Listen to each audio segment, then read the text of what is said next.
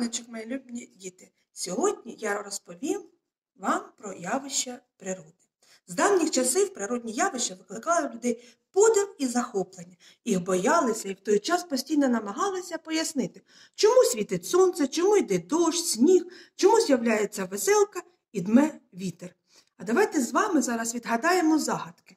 Він у морі спочивав, у хмаринці мандрував, і галявину з травою вимив чистою водою. Це що, діти? Так, це дощ. Без крил, а літає, ніхто її не б'є, а плаче. Що це? Це хмари. Білий, а не борошно, пухнастий, а не вата, літає, а не птах. Так, це сніг. Так звідки ж беруться хмари, діти? Вода надзвичайно непосидюча, їй весь час потрібно рухатися і у щось перетворюватись. Ось і цього разу не сиділася на місці маленькій краплинці в озері, захотілося помандрувати. Перетворилась вона в пар і поминув до маленької хмаринки. Згодом декілька таких хмаринок об'єдналися у велику хмару. А вже з хмаринок іде дощ. Дощ і сніг – найважливіші для нас джерела води. Якби їх не стало, пересохли б усі річки, озера і ґрунти світу. Дощ і сніг забезпечують водою людей і тварин. Без цих джерел води не можуть розвиватися і рослини.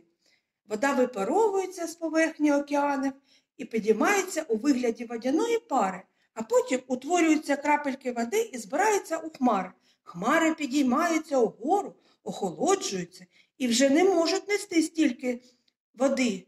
Нарешті вони стають дуже важкими і падають з неба у вигляді дощу.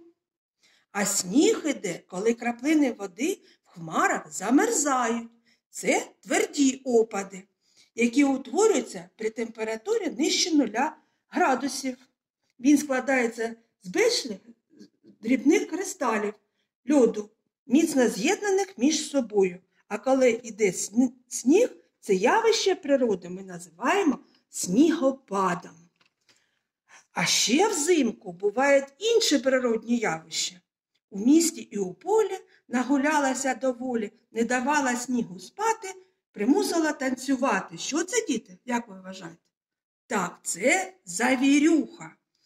Завірюха в гай прийшла та сестрицю привела. Сніг кружляє та стелиться, звуть сестру Курделиця.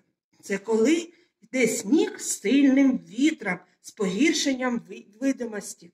Це небезпечне явище природи. Завірюха – снігова зимова буря, яка супроводжується сильним вітром, при якій сніг кружляє і носиться по повітрю. І ще називають сніжний замет або буревій. А зараз давайте з вами запам'ятаємо, як діти під час снігопадів, завірюх, хурделиць постарайтеся не виходити з дому. Якщо снігопад застав вас у дорозі, дійдіть до найближчих осель. У жодному разі не зупиняйтесь, не сідайте відпочивати. Рухайтесь з останніх сил, йдіть вперед.